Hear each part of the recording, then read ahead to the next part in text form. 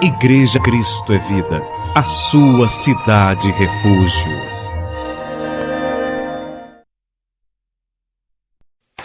Glória a Deus. Vamos abrir as nossas Bíblias, meus irmãos, em Gálatas capítulo 3, versículo 13 e 14. É a segunda parte da mensagem: nós somos herdeiros da bênção de Abraão.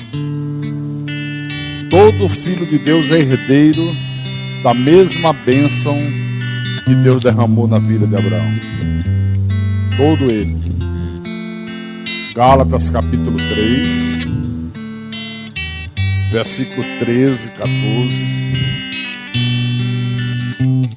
Todos os irmãos já encontraram, já acharam? Gálatas. Tema da mensagem: nós somos herdeiros da mesma bênção de Abraão. Gálatas capítulo 3, versículo 13 e 14. Vou ler. Paulo escreve à igreja da Galácia e ele diz: Cristo nos resgatou da maldição da lei, fazendo-se ele próprio maldição em nosso lugar. Porque está escrito: maldito todo aquele que for pendurado em madeiro, para que a bênção de Abraão chegasse aos gentios em Jesus Cristo, a fim de que recebêssemos pela fé o Espírito prometido. Aí no versículo 29 ele diz: e se sois de Cristo, também sois descendentes de Abraão e herdeiros segundo a promessa. Vamos orar para que o nosso Deus fale profundamente à igreja nessa manhã de domingo. Oremos ao Senhor Deus agora.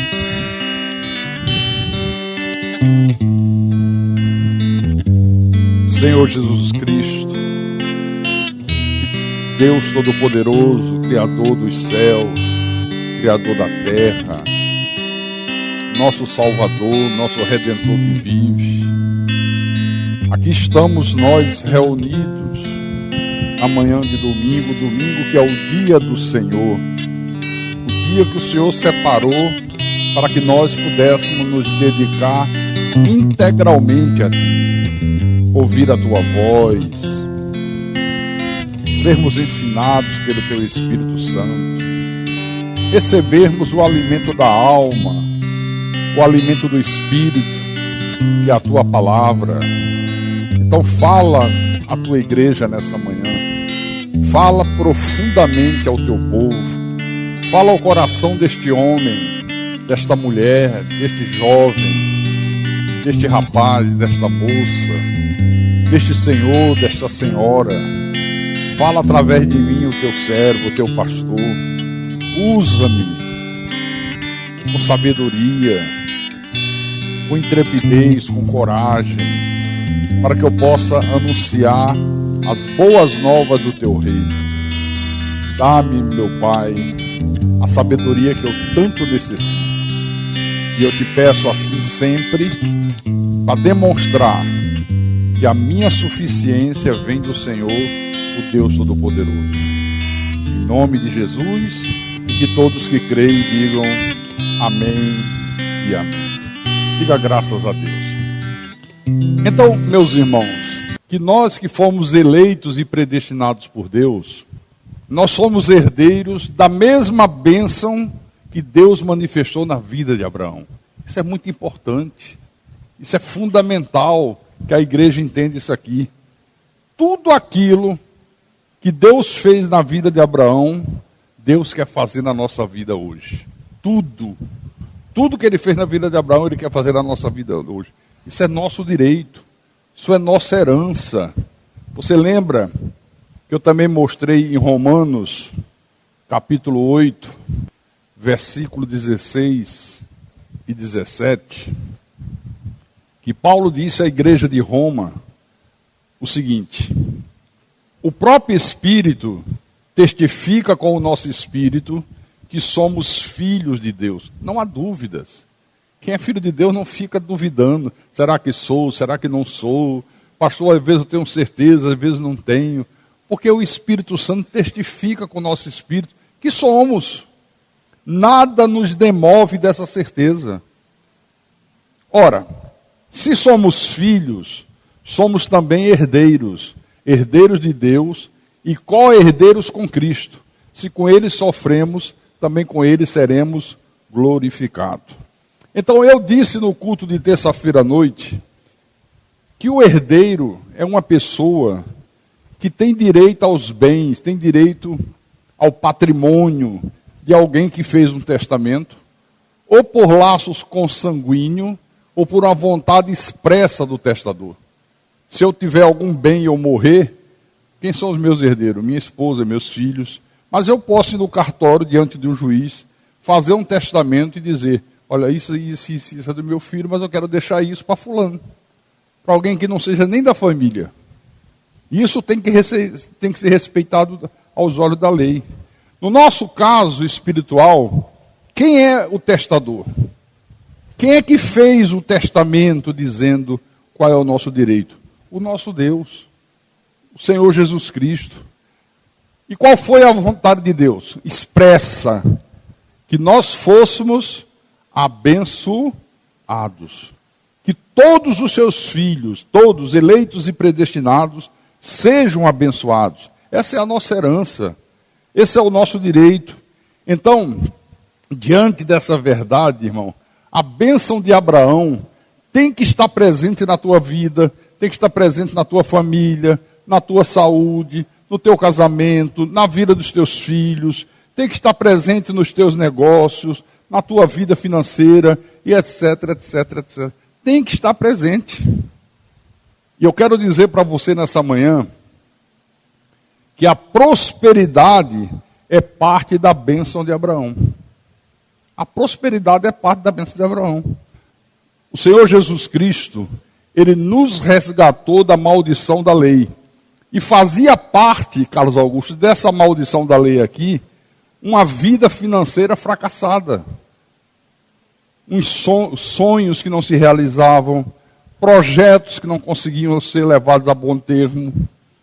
Quando uma pessoa, seja ela quem fosse, desobedecia a lei de Moisés, uma das penalidades que sobrevinha à vida daquela pessoa é que ao invés dela viver por cabeça, ela passava a viver por cauda. Nessa maldição da lei, a pessoa lançava muitas sementes no campo, porém quando ia colher, esperava a colheita, colhia pouco. Porque vinha o gafanhoto, o migrador, e devorava tudo. Ao invés da pessoa ter para emprestar, ela pedia emprestado. Só que hoje, essas maldições não podem mais existir na nossa vida. Por que não podem mais existir na nossa vida? Por que razão? Porque Jesus, na cruz do Calvário, já nos resgatou da maldição da lei, fazendo-se Ele próprio maldição em nosso lugar. Amém? No primeiro livro da Bíblia, que é o livro de Gênesis, abra no capítulo 24, versículo 1. Olha que coisa linda isso aqui. Olha como nós temos que crer nessas verdades, tomar posse pela fé dessa verdade. Diz assim: era Abraão já idoso, bem avançado em anos, quer dizer, muito velhinho já. E o Senhor em tudo o havia abençoado. O que é que significa em tudo? Significa em tudo. Abraão teve saúde, Abraão teve prosperidade, teve paz, ele venceu os seus inimigos. Você vê, você está percebendo que a bênção de Deus é completa? A bênção de Deus é completa. Quem é herdeiro de Deus é um abençoado. Por isso que aqui na igreja nós não dizemos Deus te abençoe. Não, nós dizemos tu és um abençoado. Diga para o teu irmão, tu és um abençoado. Agora, uma coisa nós precisamos entender.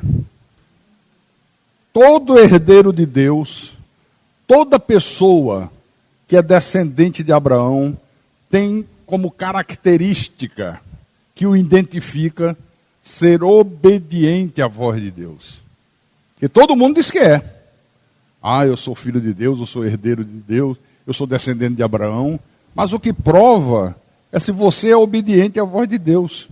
Aqui mesmo em Gênesis, um pouquinho atrás, capítulo 22, depois que Deus pediu o filho dele como oferta de sacrifício, no versículo 15, capítulo 22, versículo 15, diz assim: então do céu bradou pela segunda vez o anjo do Senhor a Abraão e disse: jurei por mim mesmo, diz o Senhor, porquanto fizeste isso e não me negaste o teu único filho, que deveras te abençoarei, certamente multiplicarei a tua descendência como as estrelas dos céus e como a areia na praia do mar. A tua descendência possuirá a cidade dos seus inimigos. Nela serão benditas todas as nações da terra, porquanto fizeste jejum. Hã? Não? Quer dizer que não é por causa do jejum.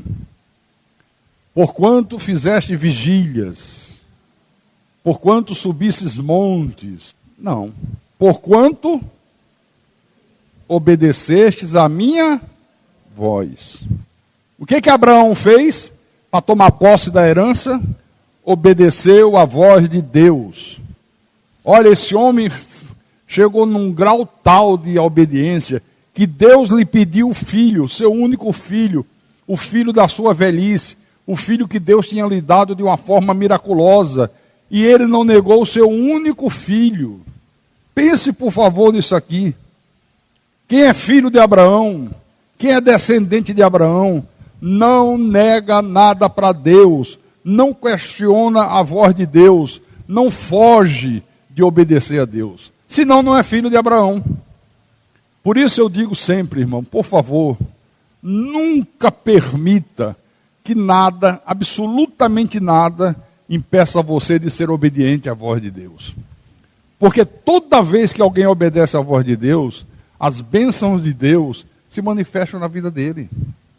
Porque é a marca do herdeiro. Todas as vezes que alguém obedece à voz de Deus, as bênçãos de Deus se manifestam na sua vida. Todas as vezes. Então, na realidade, Abraão, o nosso pai na fé, foi um semeador. O que este homem aqui semeou, ele colheu. Ele semeou uma boa semente, ele colheu bons frutos. Ele saiu do meio do paganismo, ele ergueu vários altares a Deus, ele foi fiel a Deus nos dízimos, ele foi fiel a Deus nas ofertas, ele não aceitou os bens que o rei de Sodoma lhe ofereceu. Ele foi um semeador. Ele foi um semeador. E todo semeador, Paulo diz, em Gálatas, vamos lá, Gálatas 6, 7. Gálatas capítulo 6, versículo 7. Olha a importância de nós semearmos. Gálatas capítulo 6, versículo 7. Não vos enganeis, de Deus não se zomba, pois aquilo que o homem semear, isso também ceifará. Aquilo que o homem semeia, ele também colhe. Por isso que todo descendente de Abraão é um semeador. Você tem que semear amor. Pastor, os irmãos não me amam. É. E você tem amado os irmãos? Você tem semeado amor, semear a paz, semear carinho, semear uma confissão positiva de acordo com a palavra. Aquilo que eu semeio, eu colho. Pastor, meu marido não me dá muita atenção. E você tem dado atenção ao teu marido? Você quer colher a atenção do teu marido? Dê atenção a ele. Pastor, ele não é carinhoso comigo, você é carinhosa com ele. Seja carinhoso. Aí fica aquela briga. Já que ele não é, eu também não sou. Como é que você vai colher uma coisa que você não planta? Quem planta, colhe. Abraão foi fiel nos dízimos, nas ofertas. Nós também temos obrigação de mantermos essa fidelidade nos nossos dízimos e nas nossas ofertas. Diga graças a Deus. A Bíblia diz que em tudo deu Abraão o dízimo. E as ofertas, pastor? O homem não negou o seu próprio filho. Isso quer mais o quê? Que oferta pode suplantar esta aqui? Nenhuma. Mesmo que você dê todas as riquezas do mundo, não suplanta essa oferta de Abraão. Não negou a Deus o seu próprio filho. Imagine Deus pedir o teu filho, o teu único filho, como oferta de sacrifício, sacrificado no alto monte Moriá sob o altar de Deus. O apóstolo Paulo compreendeu tão bem, Carlos Augusto, esta lei da sementeira de Deus, de que quem planta colhe, que ele falou aos Gálatas, ele falou disso aqui aos Coríntios. Quer ver uma coisa? Segundo aos Coríntios, capítulo 9. Segundo aos Coríntios, capítulo 9, versículo 6. Olha o ensinamento do apóstolo. Capítulo 9, versículo 6. Então diz assim o Espírito Santo: e isto afirmo, aquele que semeia pouco, pouco também ceifará. E o que semeia com fartura, com abundância também. O que ele está dizendo aqui? O que o apóstolo Paulo está dizendo? Ele está dizendo que a tua colheita, a minha colheita, a nossa colheita, será sempre equivalente àquilo que eu vou semear, àquilo que você vai semear. O povo de Deus, na sua maioria, desconhece isso aqui. Isso é um segredo bíblico, isso é um segredo espiritual. A minha colheita vai ser sempre equivalente àquilo que eu semeio. Em todos os sentidos. Então qual é o segredo? Semear com fartura. Semear amor. Ame. Mas ame mesmo. Não ame aos pouquinhos, com desconfiança. Não. Quanto mais amor você dá para alguém, mais amor você vai colher. Ou daquela pessoa ou de outra. Esse é o segredo, irmão. Semear com fartura. No passado, quando nós estávamos mortos em nossos delitos e pecados, como nós semeamos com fartura para as coisas do diabo, né? Você que bebia, se lembra? Você que gostava de um forró, de um arrasta-pé, não media distância, ia para lugares perigosos, não tinha medo de sair de noite, não tinha medo de assalto, de roubo, não vai acontecer nada não. Olha, cuidado, está muito perigoso, a violência está grande, não, mas não é assim não também, a gente também tem direito a se divertir, já ouviu isso? Encarava qualquer parada, né? Quem bebia não media esforço para gastar dinheiro com bebida, com farras, com noitadas, com cigarro, passava noites em claro, ia trabalhar direto depois de uma festa, tinha disposição, tinha tudo. Eu pergunto, o que nós colhemos quando nós semeamos essa má semente aqui? Só miséria, só doenças, lares destruídos, casamentos desfeitos, acidente, desemprego, dívidas, uma vida sem paz. Foi só isso que nós colhemos. Agora, o que eu acho interessante, eu já repeti isso aqui outras vezes, é que eu vejo que quando a pessoa começa a servir a Deus, ela não semeia, Carlos Augusto, com a mesma intensidade, com a mesma fartura que ela semeava. Antes dela servir a Deus, sempre tinha tempo para tudo. Tinha tempo para vir à noites em festas. Se tinha uma festa no meio de semana, ela dizia, não, eu vou.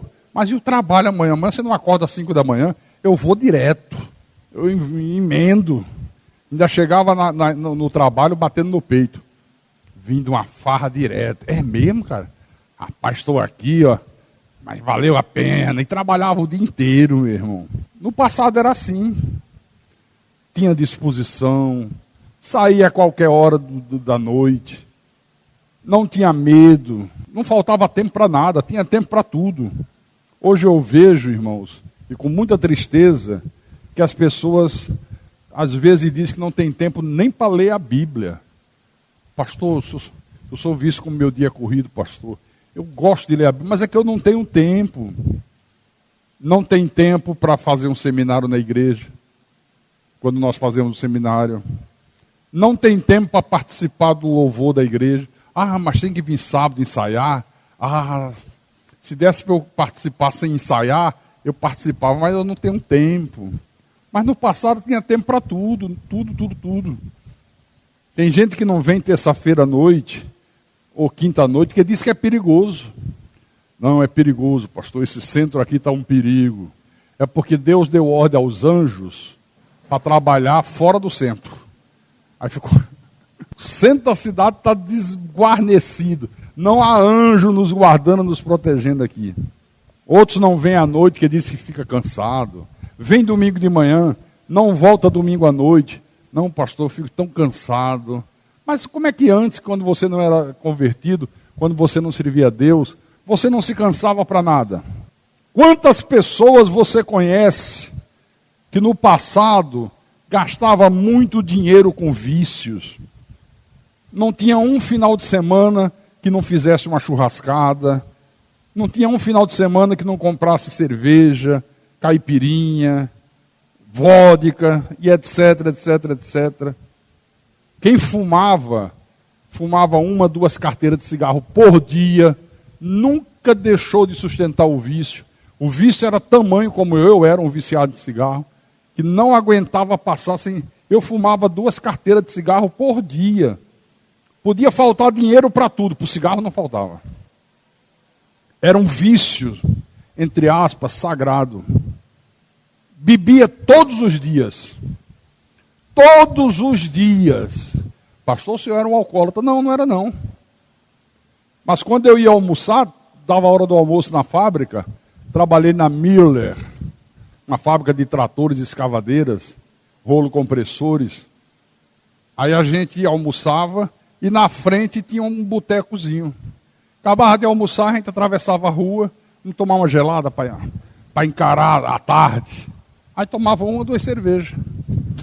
Terminava o expediente, não ia direto para casa não.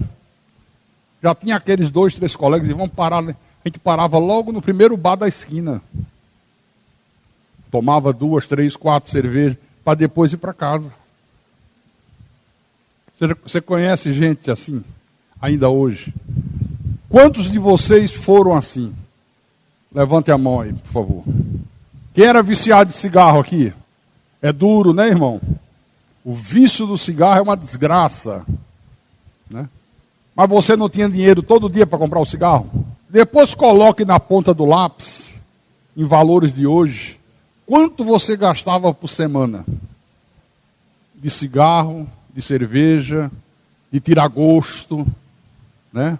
Quando não fazia um churrasco, não, mas tem que ir no mercado comprar um tiragostozinho. Veio um colega meu aí passava o dia escutando o Valdir Soriano. Eu não sou cachorro, não. E bebendo e comendo salgado. Por que esse preconceito com o Valdir, hein? Roberto Carlos diz, meu cachorro me sorriu latino. Todo mundo acha poético. Aí o pobre do homem falou, eu não sou cachorro, não. O que é o preconceito, né, rapaz? Caminhoneiro, nordestino do interior da Bahia. Aí lá, Robertão diz, meu cachorro me sorriu latino. Oh, que poético. Faça as contas, bota na ponta do lápis. Quem aqui jogava no bicho? Quem jogava na loteria esportiva? Eu era viciado na loteria esportiva. Eu descobri uma fórmula matemática que a gente partia com 9 acertos. Bastava acertar 4.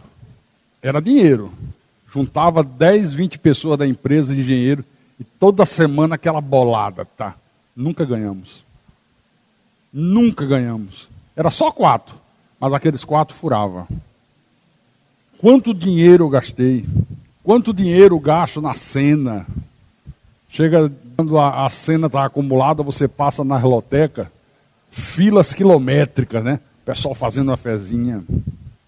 Agora, interessante, essa mesma pessoa que gasta o seu dinheiro com essas coisas, quando ela se converte, dá R$2 para Deus. É verdade, muita gente é assim. Se converte, R$2 para Deus.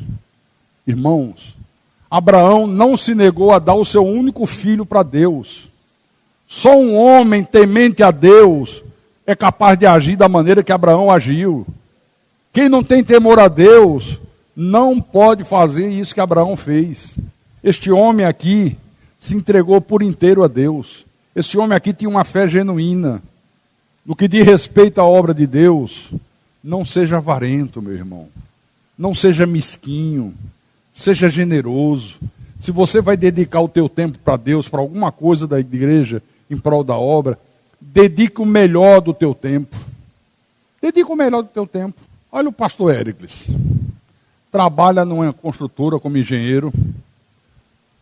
O dia todo, esses dias que eu estou me convalescendo, ele tem feito cultos. Você pensa que é fácil preparar mensagem para trazer para a igreja? Às vezes ele acorda de madrugada, não é verdade, Éricles? Hein? Ou não dorme, ele está dizendo. Ou não dorme. Passa a noite, tem que preparar, que tem que amanhã pregar. Quer dizer, está dando o melhor do seu tempo. Está dando o melhor do seu tempo. Dê o melhor do teu tempo, dê o melhor do teu talento, dê o melhor das tuas forças, da tua energia, dê o melhor do teu dízimo, dê o melhor das tuas ofertas. Não seja mesquinho. Paulo ensinou isso em 2 Coríntios, capítulo 9, versículo 5. Ele disse assim, portanto, 2 Coríntios, capítulo 9, versículo 5. Portanto, julguei conveniente recomendar aos irmãos que me precedessem entre vós, fossem na frente, chegasse primeiro, e preparassem de antemão a vossa dádiva já anunciada, a vossa oferta, o que vocês já haviam prometido. Eles vão na frente para preparar, para que ela esteja pronta, como expressão de generosidade e não de avareza. Se você não tiver conhecimento dessa verdade aqui, você vai viver uma vida muito necessitada mesmo. Por favor, creia nisso. Você vai viver uma vida de muitas carências. Olha, você deve dar graças a Deus por congregar numa igreja onde tem pastores que ensinam essas verdades. Isso aqui são verdades eternas de Deus. Aqui na Cristo é Vida, você nunca vai ver um pastor subir no púlpito para pastorear o teu bolso. Nós não pastoreamos o bolso de ninguém. Nós não subimos o altar da igreja, ocupamos o púlpito para enganar as pessoas com palavras frívolas. Nós não somos essas águias espoliadoras do bolso do povo. Não subimos aqui para induzir você a erros, para explorar você. Nunca você vai ver isso nessa igreja.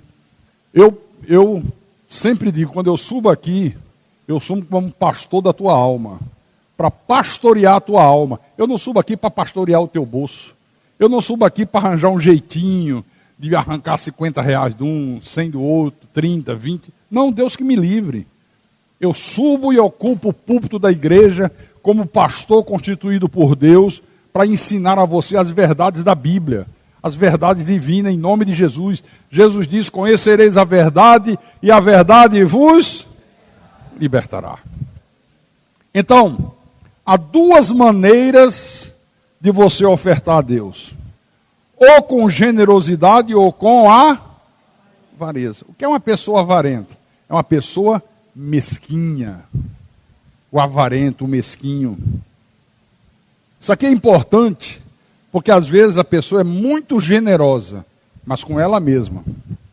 Muito generosa com ela. Ela compra a melhor roupa, ela compra o melhor sapato, ela tem um automóvel, ela cuida do automóvel. Todo sábado ela manda dar um grau, lava, manda dar um polimento, quer o carro nos trinques. Ela é generosa com ela mesma. Sai o CD do cantor preferido dela, ela compra o CD. Ela sempre está sendo muito generosa consigo mesmo. Às vezes é muito generosa com o filho. O filho diz, papai, mamãe, eu quero esse último videogame que saiu na televisão, aquele ali, ó. Oh, meu Deus, ele gosta tanto. Eu não posso deixar de dar ao meu filho. Aí compra o melhor videogame para o filho. O melhor computador. O melhor jogo. Mas quando se trata de Deus, aí o espírito de avareza se manifesta, irmão. Aí é terrível. Aí é cruel. E qual é a consequência? Qual é a consequência do avarento? Ela nunca será honrada por Deus. Ela nunca vai tomar posse da sua herança. Quando sobrevierem as crises, quando sobrevierem os problemas, quando sobrevier aqueles momentos de extrema dificuldade, Deus não vai te honrar. Mas se você é generoso para com Deus, em tudo, na hora das crises, na hora das lutas, na hora dos problemas, Deus vai honrar você em nome de Jesus Cristo. Deus vai te honrar. O que está escrito lá? Os que me honram, eu honrarei. Aos que me honram, eu sempre fui honrado por Deus. Eu sempre fui fiel a Deus. Eu sempre fui generoso para com Deus. Sempre.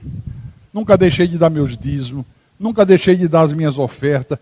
Mesmo quando eu frequentava as seitas. Eu dava o meu melhor. Eu dava o melhor do meu tempo. Eu era obreiro na IURT, na Seita Universal. Eu ia todas as noites trabalhar de obreiro. Todas as noites. Eu trabalhava quase 2 horas do Rio de Janeiro. Saía 5 da tarde. Pegava 3 ônibus. Em vez de ir para casa descansar, ia para lá. Não, eu tenho que servir a Deus. Eu tenho que dar o meu melhor para Deus. Só para ficar lá. Sai demônio, sai capeta, sai não sei o quê, sai não sei o quê. Todas as noites. Você sabe quem era o último que saía do templo? Eu. Eu era o último a sair. Era o último. Sempre dei o meu melhor para Deus. O melhor do meu tempo, o melhor das minhas energias, o melhor da minha capacidade. Deus sempre me honrou.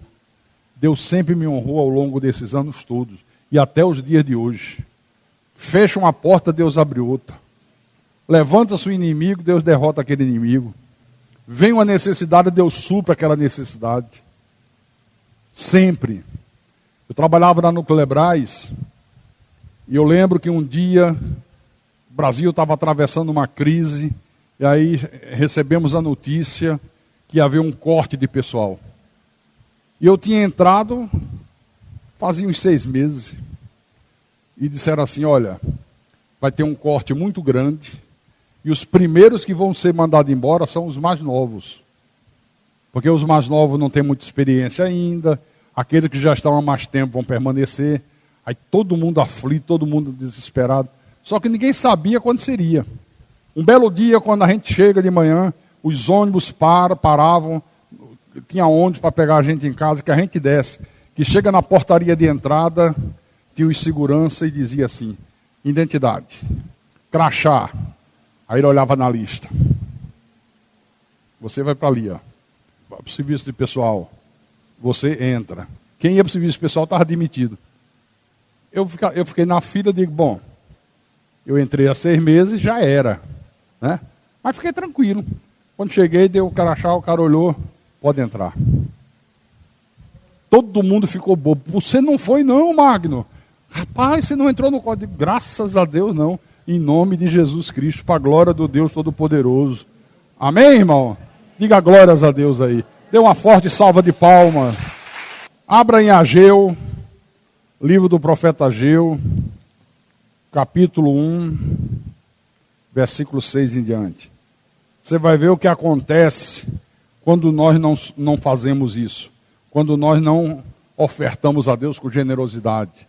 Não é só oferta de dinheiro, não. Oferta do tempo, oferta da capacidade, etc, etc, etc. Ageu capítulo 1, versículo 6 em diante. Diz assim, tende semeado muito e recolhido pouco. Comeis, mas não chega para fartar-vos. Pastor, não sei o que é que acontece, pastor. Eu trabalho, eu tenho um bom salário, mas não dá. Eu recebo meu salário, uma semana já acabou tudo. Parece que o bolso furou. Pois é, tem semeado pouco, muito e recolhido pouco. Por quê? Porque não está sendo fiel a Deus, não está sendo generoso para com Deus. Comeis, mas não chega para fartar-vos. Não passa fome, mas come ovo segunda-feira, ovo frito. Terça-feira, ovo cozido. Quarta-feira, omelete de ovo. Quinta-feira, ovo mexido. E vai para... Bebeis, mas não dá para saciar-vos. Vestivos, mas ninguém se aquece. E o que recebe salário, recebe-o para pô-lo num saquetel furado, num saco furado. Se você botar o teu dinheiro num saco furado, ele cai e vai embora. perdeu tudo. Não tem gente que parece que é assim? Parece que recebeu o dinheiro e colocou num saco furado. Parece que o bolso estava furado e perdeu tudo. Por causa da falta de generosidade para com Deus, irmão. Assim diz o Senhor dos Exércitos: considerai o vosso passado. Considera o teu passado. Como você era generoso com as coisas que não eram de Deus. Como você se esforçava para fazer aquilo que a tua carne pedia. E hoje, que é para fazer aquilo que o Espírito pede, não se esforça mais. Subi ao monte, trazei madeira e edificai a casa. Dela me agradarei e serei glorificado, diz o Senhor. Esperaste-o muito, e eis que veio a ser pouco. E esse pouco, quando o trouxeste para casa, eu com um assopro o espalhei. Por quê? Diz o Senhor dos Exércitos. Por causa da minha casa, que permanece em ruínas, ao passo que cada um de vós corre por causa da sua própria casa. Sabe aquela pessoa que é avarenta? Mas ela é avarenta com Deus. Com ela própria não é não. Ela não se preocupa com a casa de Deus, mas ela se preocupa com a casa dela. Tudo direitinho, tudo nos trinques. Se estraga uma fechadura, ela troca. Se mancha uma parede, ela pinta. Se um móvel já está um pouco usado, ela troca. Comprou uma televisão 42 polegadas LCD. Daqui a um ano, não, vou trocar, mas está nova, tem só um ano. Não, mas saiu uma agora da Samsung. Olha, a propaganda é show, bicho. Já troca por outra. Mas quando se trata da casa de Deus, não tem o mesmo empenho. Versículo 10. Por isso, o céu sobre vós retém o seu orvalho, e a terra os seus frutos. Fiz-vos a seca sobre a terra e sobre os montes, sobre o cereal, sobre o vinho, sobre o azeite, e sobre o que a terra produz, como também sobre os homens, sobre os animais, e sobre todo o trabalho das mãos. Olha, irmãos, Igreja de Jesus Cristo, as consequências são trágicas quando nós não levamos Deus a sério nisso aqui. Por isso que você vê muita gente vivendo uma vida financeira estéril. Um vazio grande na sua vida material. Por quê? Porque tem sido mesquinhos para com Deus.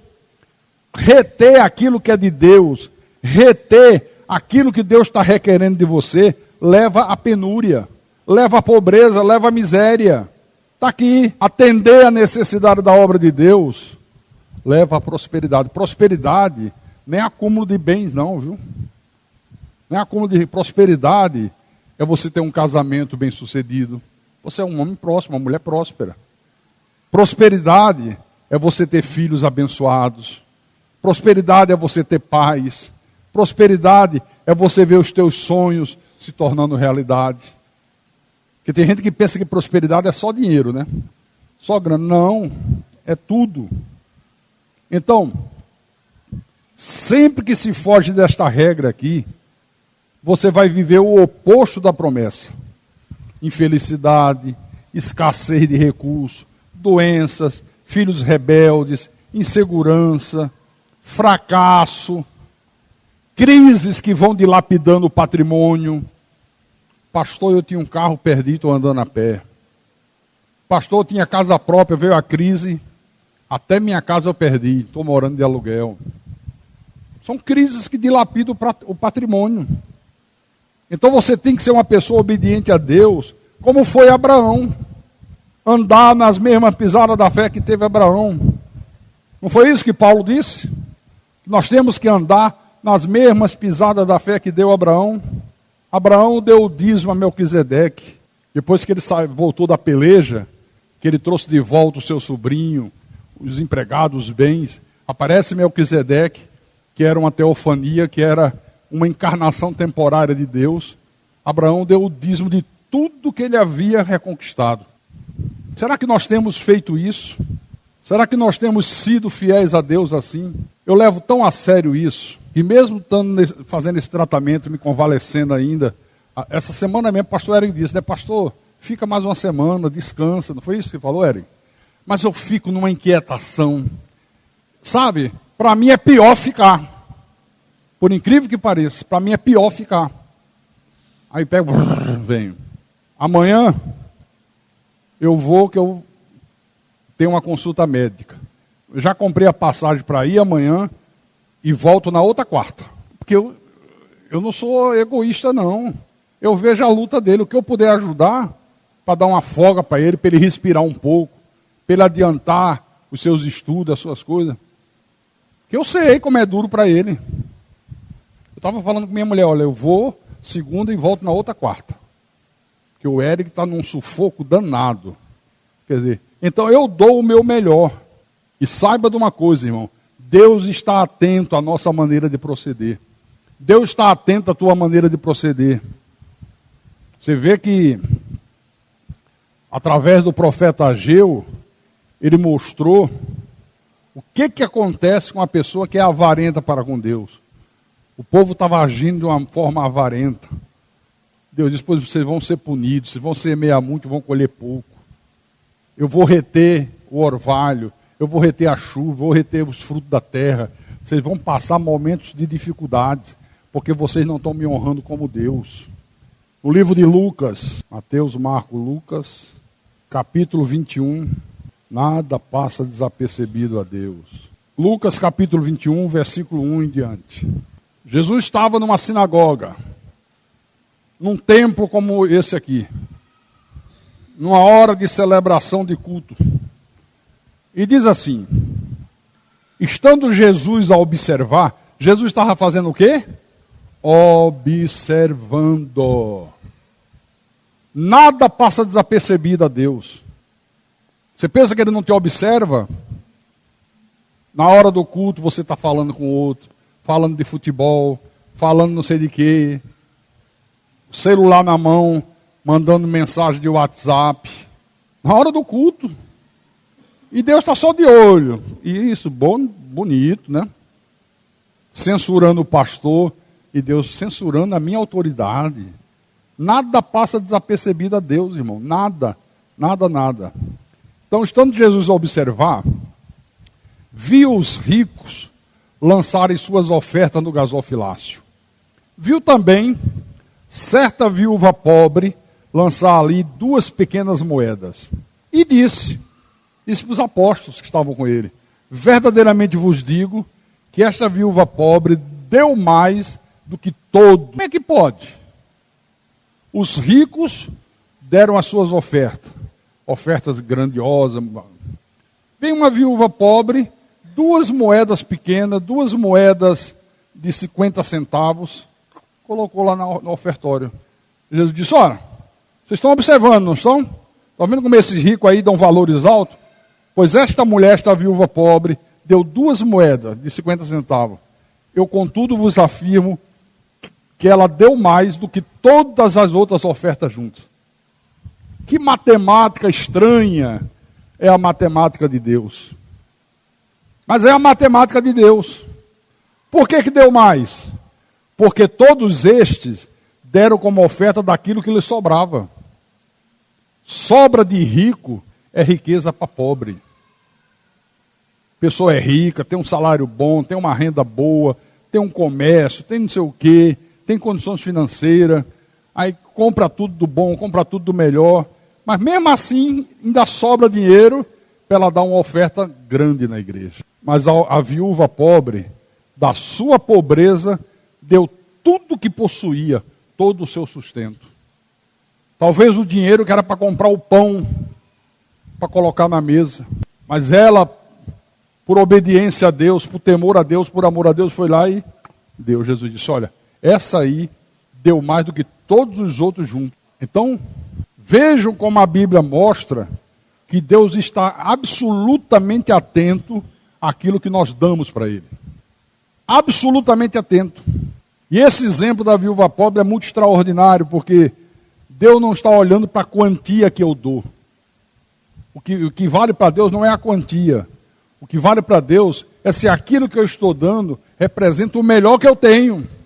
Você pode dar R$200, R$300 de oferta. R$300, R$500. Mas você ganha um salário grande. você tem um comércio, você tem uma empresa. Aí o outro vem, ganha salário mínimo. Ganha salário mínimo e dá R$100. Você pensa que os teus 500 é maior do que 100? Não, os 100 é 1000 vezes maior do que os teus 500.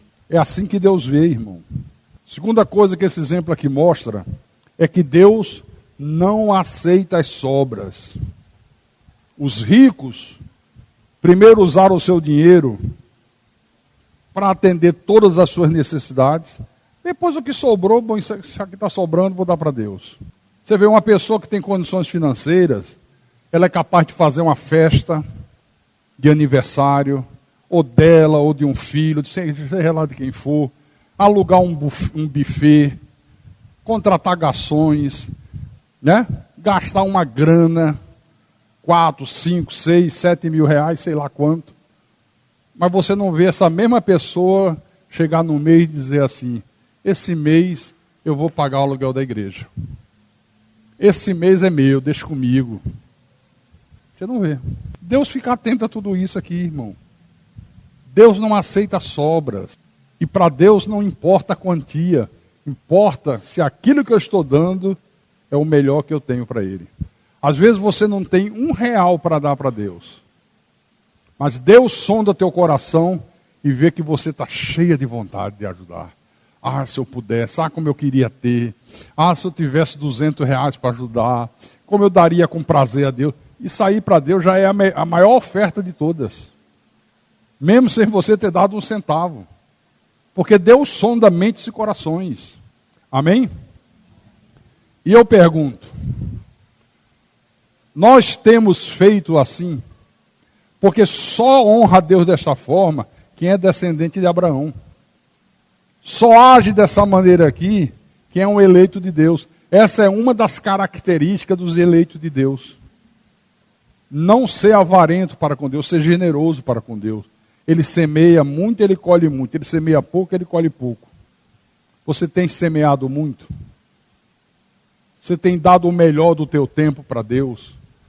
Você tem dado o melhor do teu talento? Qual é o teu talento? Pastor, o meu talento é mexer em energia. Você chega na igreja preocupado. Deixa eu ver se está tudo... Ih, tem lâmpada ali que não está funcionando. Olha, ali está apagado. Pastor, eu estive dando uma olhada, vi umas lâmpadas aí. Essa semana eu venho ajeitar. Qual é o teu talento? Pastor, o meu talento é pintura. Pastor, está tão suja as paredes. A igreja está em condições de comprar umas tintazinhas. Eu venho aqui dar uma pintura para estar sempre limpinho, sempre bonito. Não ficar essa parede descascada. Qual é o teu talento? Pastor, o meu talento é tocar um instrumento. Vem tocar. Guitarra, baixo, teclado, bateria, saxofone, trompete. Vem. Qual é o teu talento? Qual é o teu talento? Todos nós temos talento, irmão, para alguma coisa. E Deus espera que a gente use o nosso talento em prol da sua igreja, em prol da sua obra. Amém? Hoje, quem está fazendo o almoço é o irmão Gerry e quem mais, hein? Irmã Edna, irmã Jeane. Ontem o irmão Gerry chegou aqui cedo. Na terça-feira, quinta-feira, ele já comprou as carnes, tudo. Sábado passou a tarde e a noite aí adiantando. E hoje, eu despertei com um barulho. Eu digo, epa, que barulho é esse? Aí, prrr, prrr, a panela arrastando, prato batendo. Eu digo, será que é gato? Será que o gato entrou e está mexendo nas coisas? Não, porque não é possível que seja gente. Gente aí tá. E fiquei olhando, observando, em silêncio. E aquele barulho vai para lá, vai para cá. Até que daqui a pouco eu ouvi assim. Eu digo, ih, meu irmão, tem um rum-rum aí. Sabe quem era? Gerry. Sabe que hora era? 5 da manhã. Eu sei que ele dormiu aqui. Eu já ia ligar para ele, já ia dizer, Gerry, tem um aqui em cima, vem aqui para a gente pegar o caba. Era ele. Ficou até tarde fazendo o adiantamento do almoço. 5 da manhã está o homem me acordou 5 horas, também não dormi mais, né? Só do susto. Quer dizer, não é bacana uma coisa assim? É ou não é, irmão? É. Agora eu pergunto, quantos de vocês vão honrar ele e vão almoçar? Não em favor da igreja, o almoço. O irmão gastou o sábado dele, acordou 5 horas da manhã para preparar, fazer com gosto. Não, eu vou honrar. Aos que me honram, eu honrarei. Quantos de vocês vão? Você pensa que Deus não fica atento a isso? E tudo isso reflete na nossa vida, irmão. Então, eu termino a mensagem de hoje dizendo: seja generoso para com Deus. Seja generoso para com Deus. E Deus será generoso para com você, em nome de Jesus Cristo. E quem tem ouvidos para ouvir, que ouça o que o Espírito falou à igreja nesta manhã de domingo, em nome de Jesus, para a glória de Deus.